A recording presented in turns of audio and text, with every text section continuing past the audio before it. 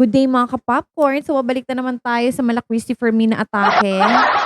Dahil yun naman talaga ang focus nitong channel na 'to. We're more of showbiz updates and current events. Pero since may issue nga ito si Facebook sa mga topics related to politics, kakalmahan natin pagdating dun.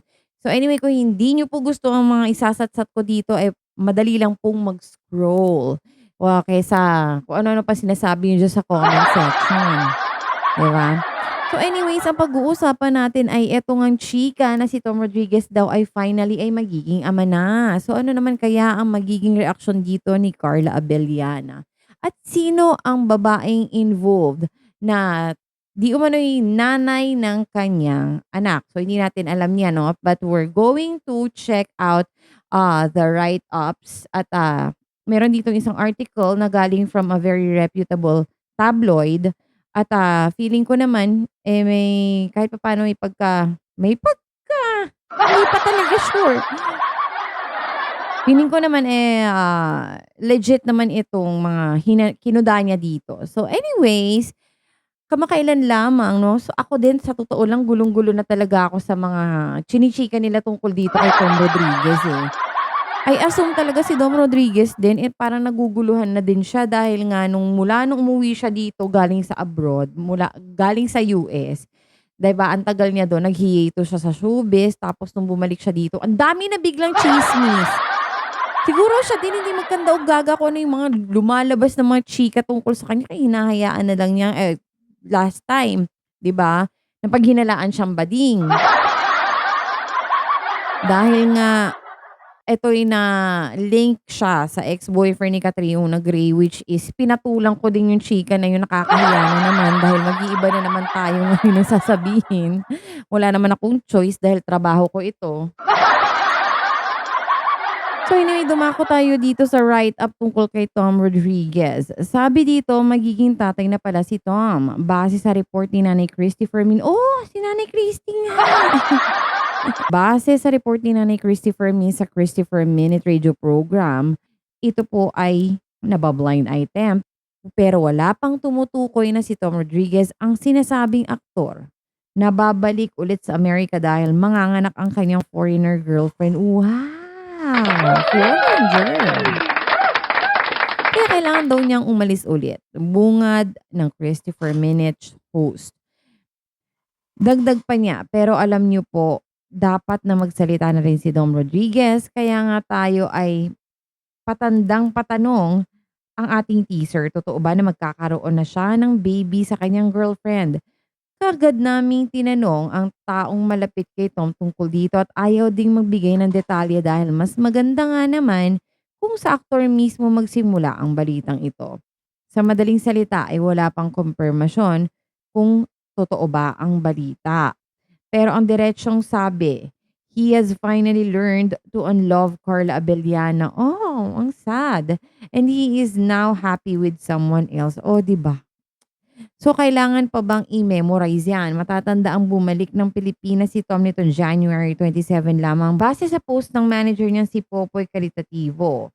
Pero wala naman nabanggit kung may project siya sa GMA. Ang nabalitaan lang na isa sa dahilan kaya bumalik siya ng bansa ay para ayusin na at mapawalang bisa ang kasal nila ni Carla dito sa Pilipinas dahil nga iba ang proseso kumpara sa Amerika na ilang linggo pa lang silang naghiwalay ng ex-wife ay lumabas sa kaagad ng divorce paper.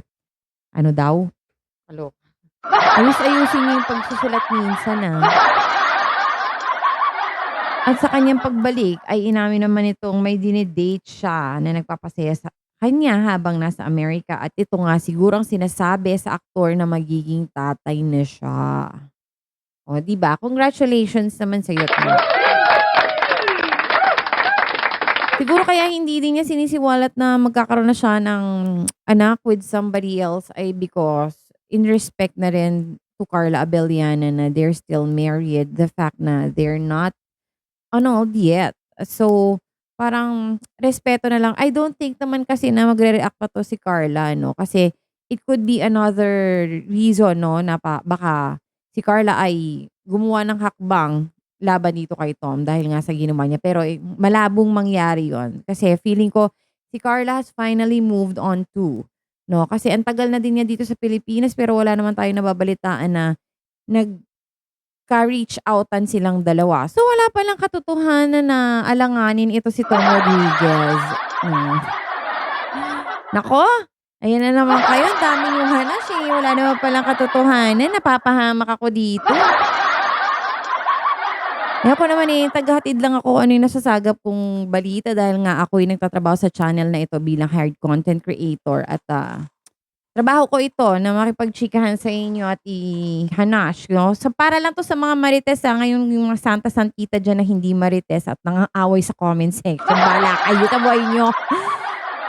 So anyway, eto na nga at nung kamakailan lamang ay na-issue nga itong si Tom Rodriguez kay Clint Bondad dahil nga by the way, si Clint Bondad ay, ex-boyfriend nito ni Catriona Gray. Si Clint kasi, laging meron lang isang piraso na fina-follow sa Instagram, 'no? And kapag may finalo siya, ibig sabihin nun ay special someone niya. Katulad nga ng panahon na magkasintahan pa sila ni Catriona Gray, si Catriona lang ang kanyang kaisa-isang fina-follow sa Instagram. At siyempre yung mga marites diyan, yung mga intrigera diyan, binigyang kulay na kaagad siyempre nga naman the fact na yun ginawa mo yun dati sa jowa mo, tapos ngayon si Tom Rodriguez ang kaisa-isang lalaking fina-follow mo.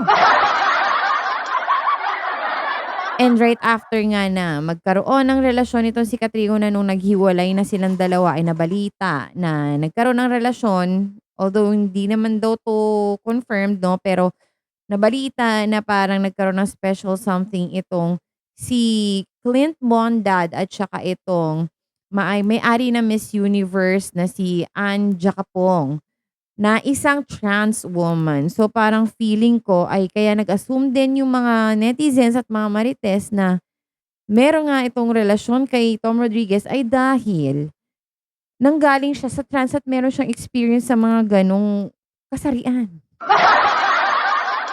Mga judgmental. Kagaya ko. Charis! So anyway, thank you so much for joining me sa walang kakwenta-kwentang balita. And I'll see you in my next vlog. Bye-bye!